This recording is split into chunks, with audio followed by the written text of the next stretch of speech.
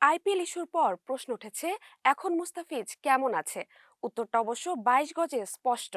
খেলার দিকে তাকালে বোঝা যায় বাইরের কোনো আলোচনাই তার ছন্দে আঁচড় কাটতে পারেনি।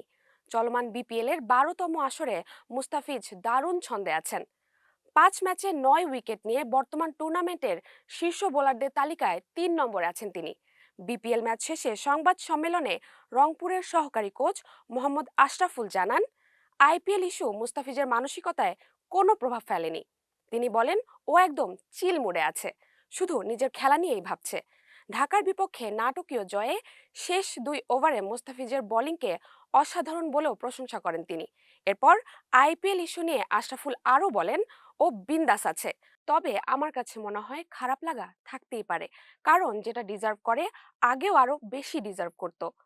ওই জায়গা থেকে খারাপ লাগা থাকতে পারে, তবে আমার কাছে মনে হয় ও একদম ঠিক আছে। সব বিতর্কের বাইরে থেকে মাঠে জবাব দিচ্ছেন মুস্তাফিজ। আইপিএল এর বাইরে থাকলেও বিপিএল এ তিনি এখনো সেই পুরনো রূপেই নির্ভার, ভয়ঙ্কর এবং ম্যাচ জেতানো বোলার।